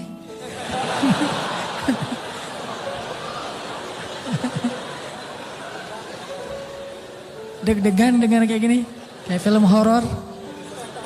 Kata Sarah, wahai, lupa bukan wahai, Kang Ibra, Neng teh udah gak tahan serumah sama Hajar. Kenapa tuh Neng? Ya semua tetangga muji-muji Hajar. Aduh Neng teh apa itulah? Oh ya udah, minta lagi petunjuk Allah. Akhirnya Allah kasih perintah. Perintahnya apa? Pindah rumah. Tapi nggak tanggung-tanggung. Pindah kota, pindah negara. Dari Palestina ke Saudi Arabia. Dulu namanya Bakkah. Wahai Ibrahim, bawa Hajar dan anakmu ke sebuah lembah Bakkah. By the way, perjalanan dari Palestina ke Mekah butuh waktu 2 jam naik pesawat. 2 jam naik pesawat itu kurang lebih dari Jakarta ke Medan. Atau Jakarta Surabaya. Tapi Ibrahim tidak naik pesawat, tidak naik buruk, tidak naik onta, gak naik kuda, jalan kaki. Apakah Hajar protes? Kemana Kang Ibra? Pokoknya ikut aja lah gitu. Oh iya udah ikut aja. Gak pernah nanya kemana, ini saya aja tadi nanya. Gak pernah nanya kemana ya Ibrahim. Gak, kata Ibrahim ya Hajar dapat perintah dari Allah kita ke lembah Bakkah. Ikut, ya sami'na wa ata'na. Gak pernah nanya kemana, gak pernah naik apa. Terus bekalnya gimana, terus gak ada rest area di mana aja, di kilometer berapa. Nggak, udah aja jalan gitu. Coba bayangin suami bawa istri. Kadang-kadang kesasar muter-muter istrinya langsung, wah papa gak tahu jalan, pakai ini atuh GPS. Gak sabar ya. Atau suami ngajak jalan kemana gitu. Udah mama turun di mall ini aja, nanti dijemput lagi gitu kan. Minta dijemput di mall. Kalau Hajar enggak. Mau naik apa, kemana.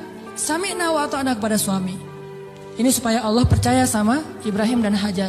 Jalan. Kira-kira dari dari Jakarta ke Surabaya jalan kaki berapa lama? Atau naik skateboard aja deh. Jalan kaki berapa lama? Tebak aja deh. 1 bulan ya. Perjalanan 1 bulan. Gak ada rest area sama sekali. Makanannya apa yang dibawa sebagai bekal? Roti keras yang kalau dimakan itu harus direndam dulu dengan air. saking kerasnya roti supaya awet gitu. Jadi kalau udah sampai di oasis kecil, Nabi Ibrahim turun duduk bersama istrinya, bersama bayinya, rendam roti dulu sambil ngobrol-ngobrol. Wah, padang pasir. Ya iyalah, apalagi gitu. Direndam nih roti sampai akhirnya rotinya udah agak lembut, makan. Hajar ngasih ke anaknya. Udah gitu jalan lagi sebulan, bayangin. Nggak pernah nanya kemana sih Ibrahim. Ini nyasar kemana sih kita? Nggak bawa peta gitu? Nggak sama sekali, jalan aja. Sami'na wa ata'na. Begitu sampai di sebuah lembah yang kata Allah, biwadin ghairi dhi zar'in 'inda baitikal muharram. Di sebuah lembah yang tidak ada pohon apapun. Pohon yang di tempat lain di padang pasir aja tumbuh, ini nggak tumbuh sama sekali saking tandusnya. Udah sampai di lembah itu, kemudian Ibrahim mengatakan, disinilah tempat kita. Ini rumah kedua kita. Hajar nggak pernah banding-bandingin, rumah Sarah enak tuh di Palestina, kok saya ditaruh di sini? Enggak, udah oh iya tinggal di sini teman Ismail. Dan nggak ngomong-ngomong juga ini gara-gara Hajar, gara-gara Sarah nih. Nggak nyalahin Sarah, nggak nyalahin Ibrahim. Sami'na wa ata'na, buktikan itu biar Allah percaya sama kita. Kalau Allah percaya, Allah nggak akan ngecewain kita.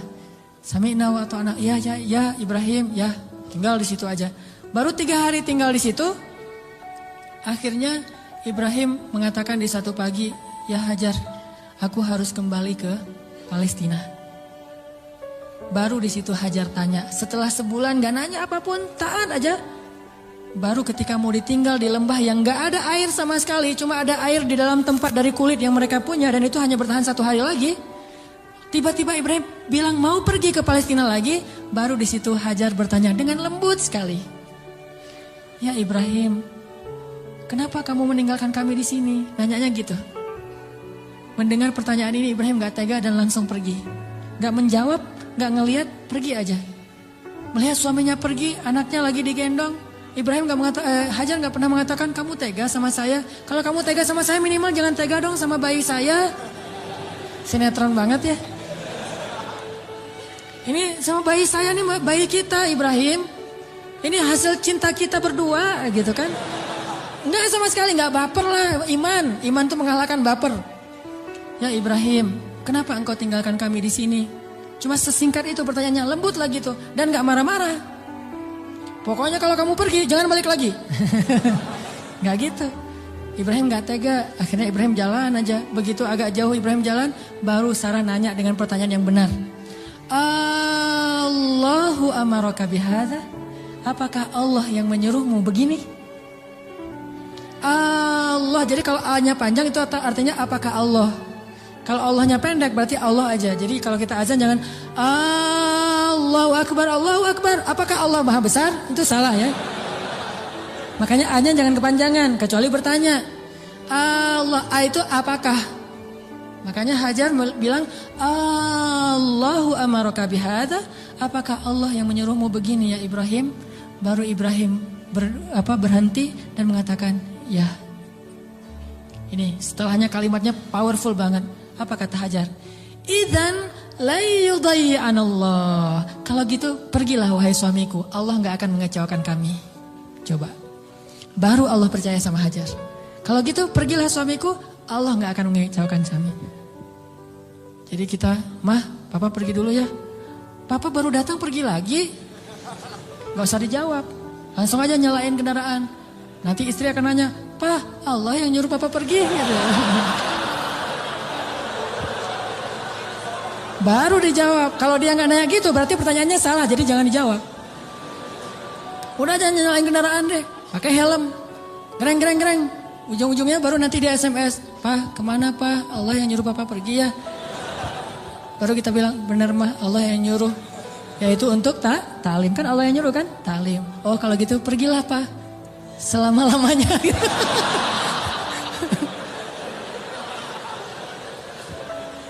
Allah gak akan mengecewakan kami, kata Hajar teh. Idzan la yudayyi'anallah. Kalau gitu Allah tidak akan mengecewakan kami. Itu kata kuncinya tuh. Dan itu gak ngomong dengan gombal ke Allah. Allah Maha tahu isi hatinya Hajar radhiyallahu anha. Makanya Allah percaya banget sama Hajar. Akhirnya pergilah Ibrahim. Gak ngomong, ya suamiku jangan lupa kirim SMS ya. Udah sampai di mana kan khawatir gitu. Jangan lupa kirimin bekal setiap bulan. 10 juta aja, gak usah banyak-banyak. Nggak ada bekal. Tahu berapa lama Ibrahim meninggalkan Hajar di situ? 13 tahun. Nggak ada kabar, nggak ada apa-apa. 13 tahun. Kalau kita mah baru keluar 13 jam mungkin. Wah udah curiga nih. Gak pulang-pulang 13 jam. Jangan-jangan pingsan lagi. 13 tahun gak pulang-pulang. Hajar ditinggalkan dengan air hanya bertahan 1 hari aja. Udah gitu Hajar gendong anaknya Ismail tinggal di situ berdua aja di tengah padang pasir. Gelap banget kalau malam dingin, kalau siang panas banget. Dinginnya itu saya karena lama tinggal di padang pasir. Gini-gini saya ini orang padang pasir ya. Jadi kalau malam dinginnya tuh sampai kayak jarum nusuk-nusuk ke kulit. Itu di padang pasir. Dinginnya malam. Kalau pagi, kalau siang panasnya itu kayak kita dibakar. Ekstrim, bawa bayi. Hari pertama masih aman, masih bisa minum, rotinya direndam. Hari kedua habis air, Ismail menangis. Panik kan? Ini gimana nih? Air cari di mana? Lari-lari yang kita tahu, naik ke atas bukit. Di mana ada burung yang kalau ada burung berarti pertanda ada air. Nggak ada burung, tapi ngelihat genangan air, turun lari. Karena pengen mendapatkan air buat anaknya yang masih kecil. Sayang banget sama Ismail. Pas turun lari ternyata nggak ada apa-apa. Naik lagi ke bukit berikutnya yang namanya Marwah. Turun mondar-mandir. Kenapa sampai 7 kali di tempat yang sama? Saking paniknya. Ismail terus dari kejauhan terdengar suaranya menangis. Pas Hajar sampai di bukit Marwah, suara tangisan itu hilang. Mulailah Hajar was-was dan khawatir. Jangan-jangan Ismail sudah meninggal karena kehausan. Akhirnya Hajar berlari ke arah Ismail. Ketika dia mendekat, dia melihat seorang laki-laki bertubuh yang gagah gitu. Dia pakai baju jubah berwarna putih, dia pakai sorban berwarna putih, seperti saya pulang dari masjid.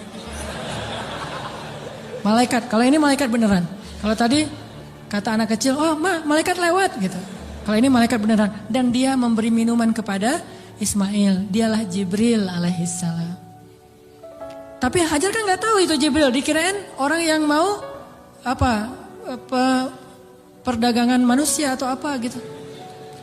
Datang Hajar ke arah Ismail, tiba-tiba laki-laki itu menghilang, namanya juga malaikat, tling gitu aja hilang gitu. Udah hilang, dilihat di bawah kaki Ismail ada mata air yang kita sebut Zam-Zam. Minumlah, mulailah peradaban di situ. Dan Zam-Zam ini mata air paling ajaib di dunia. Paling berkah, seberkah susu ibu kepada anaknya. Kenapa saya bilang berkah? Dia keluar sesuai dengan kebutuhan. Ketika jamaah haji ramai di kota Mekah sampai 3 juta orang, mereka tidak kekurangan air Zam-Zam. Masing-masing minum setiap datang ke masjid, minum Zam-Zam. Pulang dari masjid, minum Zam-Zam. Pulang ke kampung halaman, bawa Zam-Zam 1 liter, 5 liter, 10 liter. Kan? 3 juta orang, tapi nggak pernah kurang dan nggak pernah kering air Zam-Zamnya. Keluar terus untuk 3 juta orang. Begitu musim haji selesai, Zulhijjah berlalu, berganti dengan bulan Muharram, di stoplah haji dan belum dibuka visa umroh. Sehingga Mekah sepi. Kalau kita umroh di waktu itu, yaitu umroh transit, kita bisa cium Hajar Aswad setiap kali kita putaran tawaf. Saking sepinya. Tapi air Zam-Zam tidak membanjiri kota Mekah. Kalau lagi rame, keluar banyak. Kalau lagi sedikit, keluar sedikit. Air yang sangat berkah, keajaiban dari Allah. Akhirnya tinggallah di situ. Yang luar biasa, 13 tahun tidak dijenguk oleh suaminya, Hajar nggak pernah ngejelek-jelekin ayahnya Ismail di hadapan Ismail. Kamu harus tahu, kamu nggak boleh seperti ayahmu nanti kalau udah gede. Enggak sama sekali. Ini imajinasi sejarah ya, biar kita tahu gimana sebenarnya Hajar. Saya nggak, walaupun ini agak herai tapi serius. Biar kita kebayang gimana solehanya Hajar. Kan bisa aja normalnya perempuan akan bilang, pokoknya mama kecewa banget. Jangan sampai kamu mengulangi ini kepada istrimu. Hati perempuan. Gak pernah ngomong kayak gitu. Padahal pantas gak sih Hajar kecewa? Pantas ya. 13 tahun gak ada berita. Dan secara fikih itu udah bisa meminta cerai loh. Secara fikih udah bisa hulu itu minta cerai kepada hakim. Tapi Hajar tidak sama sekali menjelekkan Ibrahim di hadapan anaknya. Apa buktinya? Ketika 13 tahun kemudian datang Ibrahim, Ismail akrab-akrab aja sama ayahnya. Ayah gitu. Oh ini nih mah orangnya nih mah. Nah. Wah udah nih, kan Ismail udah gede, 13 tahun orang Arab kan beda sama kita, 13 tahun kita kan masih culun. 13 tahunnya orang Arab itu udah memimpin pasukan seperti Usamah bin Zaid, cucunya Rasulullah, cucu angkat, udah memimpin pasukan tuh 13 tahun usianya. Jadi udah gagah, dan bahasa Allah itu ketika Ismail sudah berusia sebaya, artinya udah gagah gitu. Coba, Ibrahim waktu itu usianya berapa? 101 tahun. Ketemu kakek-kakek 101 tahun, mah yang mana orangnya? Ini. Kan bisa aja kan? Enggak. Mah, siapa itu? Itulah ayahmu Ibrahim, wahai Ismail. Ayah, langsung datang, cium tangannya. Ayah, gitu. Nggak ada seuzon sama sekali. Itu hasil pendidikan Hajar yang luar biasa loh kepada anaknya. Dan bukti yang lebih berat lagi, 3 hari kemudian Ibrahim mimpi menyembelih anaknya. Dan tahukah kita apa jawaban anak itu? Wahai ayahku tersayang. Bahasanya, ya abati. Bukan, ya terserah ayah deh. 13 tahun ditinggalin, sekarang mau nyembelih lagi. Ini bukan hasil pendidikan Ibrahim nih. Ini anak hasil pendidikan Hajar banget nih. Bukan Ibrahim yang mendidik dia, tetapi Hajar. Ibrahim mendoakan dia. Pelajarannya apa? Pendidikan anak yang paling berpengaruh itu dari ibu. Tapi doa adalah dari ayah. Rabbi habli minas solihin. Ibrahim yang mendoakan dia dari langit. Hajar yang mendidiknya di bumi. 13 tahun akhirnya kata dia, ya abati, wahai ayahku tersayang. If'al ma tu'mar, lakukan apa yang diperintahkan kepada ayah. Satajiduni insyaallah minas sabirin. Akan engkau dapati aku termasuk orang yang bersabar. Jadi gak mau nyusahin ayahnya dalam menjalankan perintah Allah. Dia tahu ayah yang nabi. Jadi jangan sampai ayah saya susah gara-gara saya yang gak rela. Saya rela banget wahai ayah. Yang penting ayah taat sama Allah. Saya akan bersabar wahai ayah. Coba kalau Ismail bilang, apa gak salah ya? Kok mimpinya aneh-aneh gitu? Pasti godaan setan deh. Gitu kan? Atau yang lebih ekstrim lagi, ayah tega, udah ninggalin mama sekarang mau nyembelih saya. Wah, ini bener nih ayah nih. Pasti nih bukan nabi dan segala macam. Enggak marah-marah sama ayahnya. Udah aja sami'na wa ata'na. Ismail lah gitu. Anak seorang siddiq, anak seorang ibu yang siddiqah, anak seorang ayah yang siddiq dan melahirkan anak juga yang siddiq. Dan itu bukan basa-basi ya, benar-benar dibawa ke sebuah jabal kurban namanya bukit di daerah Arafah. Di sana Ibrahim udah mengasah parang, golok. Ketika ngeliat golok, Ismail nggak bilang, ternyata serius ya? Kirain tadi main-main gitu. Enggak, serius. Ismail tahu, udah ditidurkan Ismail. Sebelum ditidurkan Ismail curhat dulu sama ayahnya. Ya ayah, ya abati. Abati itu panggilan lembut. Kalau yang biasa ya abi. Jadi kalau kita bilang abi itu biasa. Kalau mau lebih lembut, abati. Itu lembut banget. Wahai ayahku tersayang. Ya abati. Supaya ayah tidak berat hati dalam melakukan perintah ini, tolong tutuplah wajah saya, biar ayah gak ngelihat wajah saya. Takut kasihan. Oh ya, ditutup. Hai ayah, tutup tubuh ayah dengan kain, supaya darah saya tidak mengenai baju ayah dan dilihat oleh ibu, nanti ibu jadi sedih. Ditutup. Wahai ayah, sampaikan salam saya ke ibu. Saya sayang sekali kepada ibu. Coba gimana hati seorang ayah. Terakhir, ayah, tajamkan pisau itu supaya memudahkan saya. Berarti yakin banget kan? Gak ada sama sekali kepikiran oleh Ismail, tenanglah ntar diganti dengan domba. Gak kepikiran. Itu mah kita yang udah yakin karena udah baca buku. Dan salah lagi baca bukunya. Buku yang kita baca tuh Ismail tiba-tiba berubah jadi domba. Terus Ismailnya kemana? Kan gitu kan bukunya? Padahal gak gitu. Ismailnya dibangunkan, dombanya keluar dari bukit terus disembelih. Bukan Ismail berubah jadi domba, tetap aja anaknya. Cuma ada dikutuk jadi domba kan? Saya kayak malin kundang. Enggak, itu mah salah dalam catatan buku sejarah. Ya ayah, sampaikan salam saya ke ibu ya. Dan tolong jangan ceritakan ini dulu kepada ibu. Padahal dia tahu ibunya soleha banget dan kuat banget. Akhirnya ditaruhlah golok itu di leher Ismail. Dan Ibrahim mengatakan Bismillah ya Allahu Akbar. Mau ditarik tuh. Yakin dan Allah tahu isi hati Ibrahim. Mau ditarik, Ismail udah pasrah aja. Udah ini terakhir kali saya hidup di dunia. Baru ketemu 3 hari dengan ayah saya. Pas mau ditarik, Allah tahan tangannya Ibrahim seperti orang stroke. Gak bisa gerak gitu. Baru Allah berfirman, Ya Ibrahim, qad saddaqtar ru'ya. Engkau sudah membenarkan perintah. Allah udah percaya sama Ibrahim sekarang. Ditahan. Akhirnya kata Allah, angkat Ismail. Ini adalah balaun mubin. Inilah ujian yang berat untuk melihat siapa yang benar-benar beriman. Gitu cara Allah percaya sama kita. Lewat ujian hidup kita. Lewat masalah-masalah kita. Apakah kita masih yakin sama Allah? Sampai ke titik darah penghabisan masih yakin sama Allah? Justru di titik itulah nanti Allah percaya sama kita. Allah ganti semua musibah itu sebagai rahmat. Allah kasih dia seekor domba yang sangat besar. Dan kelak itu menjadi syariat yang sangat indah bagi kaum muslimin. Diabadikan sepanjang masa, ribuan tahun dikenang. Ini bukti. Maka buat Allah percaya sama kita, maka Allah gak akan mengecewakan kita. Ingat kata-kata Hajar, la yudayya'anallahu idzan. Kalau Allah yang memerintahkan gini, berarti Allah tidak akan mengecewakan saya.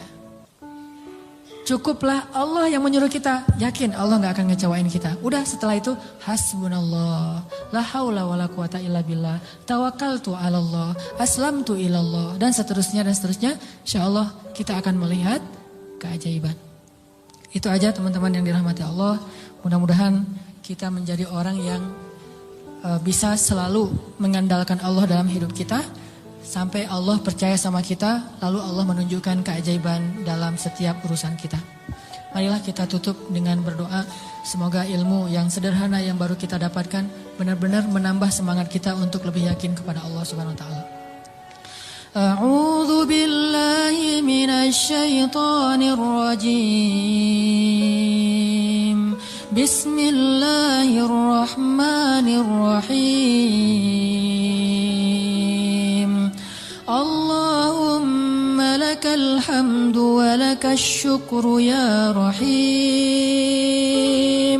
Lakal hamdu wa lakal syukru ya karim. Lakal hamdu wa lakal syukru ya arhamar rahimin. Allahumma ilaika aslamna wa bika amanna wa alaika tawakkalna wa bika khasamna wa ilaika anabna ya rabbal alamin ya rabbal alamin ya rabbal alamin. Allahumma anta rabbuna la ilaha illa anta khalaqtana wa nahnu ibaduka ya khaliq ya khaliq ya khaliq ya raziq. Allahumma aslamna ilaik antal hayyul qayyum antal ladzi la ta'khudhuhu sinatun wa la nawm antal khaliq ya Allah biyadikal khairu ya Allah antal ladzi ala kulli syai'in qadir. Ya Allah, segala kebaikan ada di tangan-Mu ya Allah. Ya Allah, Engkaulah yang maha pemurah ya Allah. Ya Allah, Engkaulah yang maha pengasih ya Allah. Ya Allah, tidak ada yang susah dan sulit bagimu ya Allah. Engkau maha kuasa atas segala sesuatu ya Allah. Engkau hanya mengatakan kun, maka segalanya menjadi seperti kehendak-Mu ya Allah. Ma syi'ta kan wa ma lam tasya lam yakun ya Allah. Apa yang Engkau kehendaki pasti terjadi, dan apa yang tidak Engkau kehendaki tidak akan terjadi ya Allah. Kami yakin kepada kebesaran-Mu ya Allah. Kami yakin tidak ada hal yang mustahil bagimu ya Allah. Tidak ada hal yang mustahil satupun di muka bumi ini, di langit dan di bumi bagimu ya Allah. Engkaulah yang telah menciptakan langit yang maha luas, yang bahkan kami belum tahu di mana tepi dari langit itu ya Allah. Engkaulah yang telah menciptakan bintang-bintang yang sangat banyak, bahkan kami tidak sanggup menghitung jumlahnya ya Allah. Engkaulah yang telah menciptakan setiap butir-butir yang ada di dalam tanah yang kemudian tumbuh menjadi tanaman, menjadi pohon yang besar, lalu memberikan buah-buah yang ranum kepada kami. Engkaulah yang telah memberikan janin di dalam rahim para perempuan-perempuan yang Engkau kehendaki, yang dengan itu Engkau menciptakan manusia dengan bentuk yang sempurna. Engkaulah yang maha kuasa atas segala sesuatu, ya Allah. Engkau memberikan rezeki kepada siapa yang Engkau kehendaki. Tidak ada yang bisa menghalanginya, tidak ada seorang pun, ya Allah. Engkau punya segala cara, bahkan kadang Engkau tidak perlu cara untuk memberikan kebaikan kepada hamba-Mu. La haula wa la quwata illa billah. Tidak ada daya dan upaya kecuali Engkau, ya Allah. Tidak ada daya dan upaya bagi kami kecuali dengan pertolongan dari-Mu, ya Allah. Iyyaka na'budu wa iyyaka nasta'in. Wa iyyaka nasta'in. Wa iyyaka nasta'in. Ya Allah, sesungguhnya salat kami, ibadah kami, ruku dan sujud kami, hidup kami persembahkan untuk-Mu, ya Allah. Ajarkan kami untuk tulus dalam mengatakan kalimat yang mulia itu, ya Allah, sehingga benar-benar kami menyerahkan hidup dan mati kami kepadamu, ya Allah. Inna salati wa nusuki wa mahyaya wa mamati lillah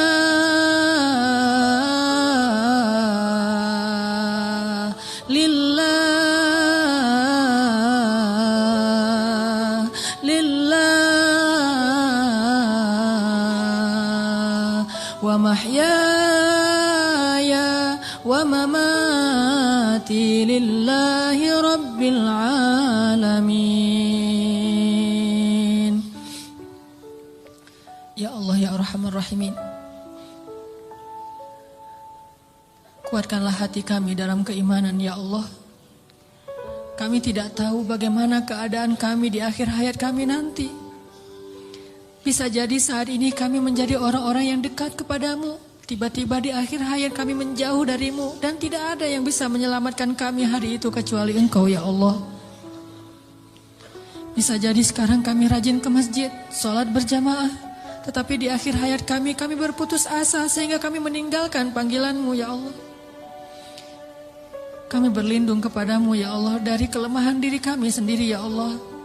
Kami tahu Nabi-Mu pernah bersabda, bisa jadi seseorang sepanjang hidupnya beramal solih, amal ahli surga sampai jaraknya dengan surga hanya sejengkal saja, tetapi berlalulah ketetapan yang lain sehingga dia mati dalam keadaan syirik dan kufur dan masuklah dia ke neraka. Kami berlindung kepadamu dari keadaan orang seperti itu, ya Allah. Tidak ada yang bisa menjamin kami selamat. Bukan ibadah kami, bukan sholat, bukan sujud, bukan ruku kami, bukan kesolehan kami. Bahkan orang yang paling soleh seperti seorang laki-laki Bani Israel bisa kufur dan akhirnya su'ul khatimah di akhir hayatnya, ya Allah. Hanya Engkau yang bisa menjamin akhir hayat kami, ya Allah. Kami belum merasa aman meskipun sekarang kami bersyukur mendapatkan hidayah untuk berhijrah. Tetapi tidak ada yang menjamin kami bisa istiqomah seperti ini sampai akhir hayat, ya Allah. Ya muqallibal qulub, ya muqallibal qulub, tsabbit qulubana. Wahai yang membolak-balikan hati, tetapkanlah hati kami dalam keimanan, ya Allah.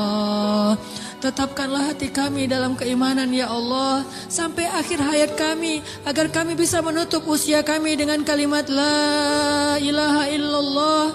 Dan hanya itulah jaminan bagi kami untuk selamat di akhirat, ya Allah.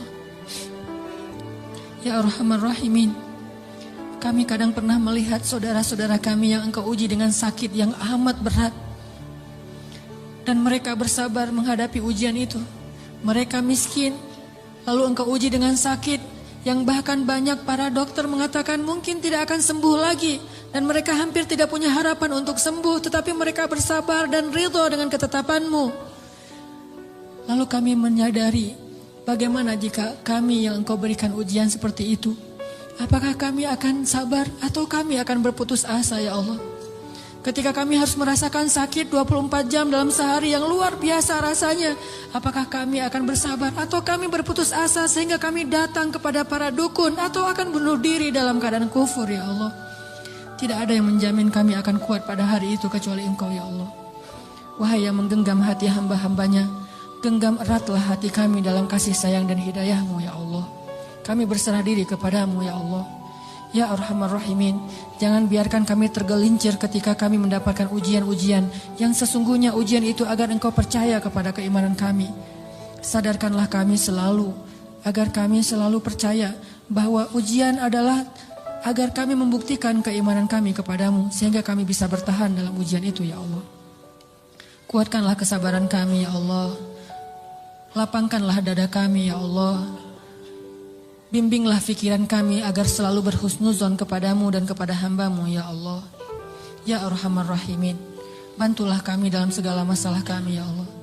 Engkaulah yang maha pemberi rezeki, limpahkanlah rezeki yang halal bagi kami ya Allah. Tidaklah kami meninggalkan pekerjaan yang menurut syariat agama-Mu itu haram, kecuali karena kami takut kepadamu ya Allah. Dan kami yakin Engkau menyediakan yang lebih baik setelah kami berhijrah dari pekerjaan yang haram itu ya Allah. Kami percaya dan yakin. Maka tunjukkanlah keajaiban kepada kami. Beri kami rezeki yang lebih baik setelah kami meninggalkan yang syubhat. Ya Arhamar Rahimin, di antara kami ada yang berharap sekali Engkau anugerahkan keluarga yang menyejukkan mata. Anugerahkanlah keajaiban kepada kami. Berikan kepada kami pasangan-pasangan yang menyejukkan hati kami. Mungkin kami mencintai seseorang karenamu, tetapi dia tidak tahu tentang perasaan kami. Beritahu kepadanya ya Allah, karena tidak tahu bagaimana cara kami mendekatinya kecuali mendekat kepada Rabb-Nya ya Allah. Engkaulah Rabb hati segala makhluk-Mu ya Allah. Ya Allah, jadikanlah kami termasuk orang-orang yang Engkau bimbing perasaannya agar selalu mencintai yang Engkau cintai ya Allah. Ya Arhamar Rahimin, anugerahkanlah juga untuk kami. Jika di antara kami ada yang sedang sakit, beri kami kesabaran dan kesembuhan ya Allah. Jika di antara kami ada yang telah wafat, maka rahmatilah saudara kami yang telah kembali kepadamu ya Allah. Ya Arhamar Rahimin, ampunkanlah dosa ayah dan ibu kami ya Allah. Bagaimanapun juga, karena jerih payah, keringat, darah, air mata mereka, kami tumbuh menjadi orang yang seperti sekarang ini ya Allah. Menjadi orang yang insya Allah dengan seizinmu menjadi orang yang bahagia ya Allah. Karena perjuangan orang tua kami lah akhirnya kami bisa hidup layak ya Allah. Walaupun kami sering mengkufur dan mengingkari kebaikan orang tua kami ya Allah. Ya Arhamar Rahimin, kami tidak sanggup membalas kebaikan orang tua kami. Kami hanya mampu mendoakan kebaikan untuk mereka ya Allah. Ampunkanlah dosa ibu kami ya Allah. Ampunkanlah dosa ayah kami ya Allah. Ampunkanlah dosa guru-guru kami ya Allah. Ampunkanlah dosa pasangan kami, suami dan istri kami ya Allah. Ampunkanlah dosa anak-anak kami ya Allah. Ya Arhamar Rahimin, tunjukkanlah mujizat-Mu untuk kaum muslimin di Gaza. Tunjukkanlah mujizat-Mu untuk kaum muslimin di Palestina. Tunjukkanlah pertolongan-Mu seperti Engkau menolong Ahlu Badar dengan menurunkan ribuan malaikat kepada kaum muslimin di Suriah ya Allah. Tidak sulit bagimu untuk menolong saudara-saudara kami yang ada di Suriah. Senjata-senjata orang kafir tidak ada apa-apanya dibandingkan kebesaran-Mu ya Allah. Kami percaya kepada kemahaagungan dan kekuatan-Mu yang tidak ada bandingannya ya Allah. Engkau dengan mudah menghancurkan pasukan Ahzab. Engkau dengan mudah membobol benteng-benteng Konstantinopel. Engkau dengan mudah menghancurkan orang-orang kafir di padang Badar. Engkau dengan mudah menghancurkan benteng-benteng Yahudi di Khaybar. Mudah bagimu ya Allah. Sangat mudah bagimu untuk menghancurkan orang-orang yang memusuhi kaum muslimin. Tapi kami sadar, jika Engkau memberikan ujian kepada kaum muslimin hari ini, sesungguhnya Engkau menginginkan agar kami menunjukkan persaudaraan di antara kami. Agar kaum muslimin yang ada di Indonesia berempati dan mereka mau membantu saudaranya di Palestina, Suriah, Irak, Yaman, dan seluruh dunia ya Allah. Engkau ingin menghubungkan hati-hati kaum muslimin dengan ujian ini. Kami tahu ya Allah. Tetapi kami tetap berharap bantuan dan kasih sayang-Mu ya Allah. Sadarkanlah kaum muslimin. Mungkin tidak banyak berita yang menyiarkan tentang keadaan saudara kami di Suriah. Tetapi hati kami tidak tertutup untuk mereka ya Allah. Ajarkanlah kaum muslimin untuk menyayangi saudaranya seperti satu jasad ya Allah. Berikanlah kemampuan kami untuk bisa membantu kaum muslimin di seluruh dunia. Dan bantulah kaum muslimin di seluruh dunia dengan kesabaran, dengan ketabahan, dengan kekuatan dari-Mu ya Allah. Kami yakin mungkin Engkau lebih mencintai orang-orang di Palestina daripada kami, sehingga Engkau mengambil nyawa mereka dalam keadaan syahid. Maka sayangilah kami seperti mereka, sehingga Engkau kelak memberikan kami pahala syahid karena kami menolong mereka ya Allah. Rabbana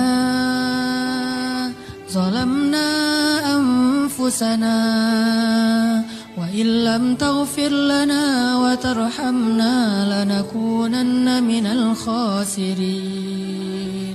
Maafkanlah kami ya Allah, jika selama ini kami masih ragu kepadamu ya Allah. Kami masih bimbang dan ragu kepada kebesaran-Mu ya Allah. Mulai sekarang kami akan belajar yakin kepadamu. Belajar selalu mengandalkan-Mu dalam segala urusan kami. Kami tidak akan bergantung kepada makhluk. Kami bergantung kepadamu. Kalaupun kami menggunakan makhluk, kami bekerja sama dengan manusia, itu karena perintah-Mu, bukan karena kami ragu kepadamu ya Allah. Rabbana atina fid dunya hasanah wa fil akhirati hasanah wa qina adzabannar. Ya Allah, jadikanlah kami laki-laki yang selalu percaya kepada kebesaran-Mu. Anugerahkanlah kepada kami istri seperti Hajar. Anugerahkanlah kepada kami anak laki-laki seperti Ismail. Dan anugerahkanlah kepada kami suami seperti Ibrahim. Anugerahkanlah kepada kami orang-orang yang selalu percaya kepadamu. Dan jadikanlah kami termasuk di antara orang-orang yang beriman. Ya Rabbana, beri kami hasanah di dunia, hasanah di akhirat. Dan jauhkanlah kami dari api neraka. Alhamdulillahirrabbilalamin.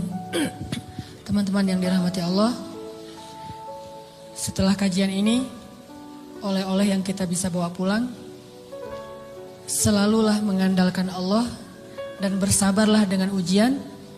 Buat Allah percaya kepada kita, kemudian tunggulah keajaiban terjadi dalam kehidupan kita.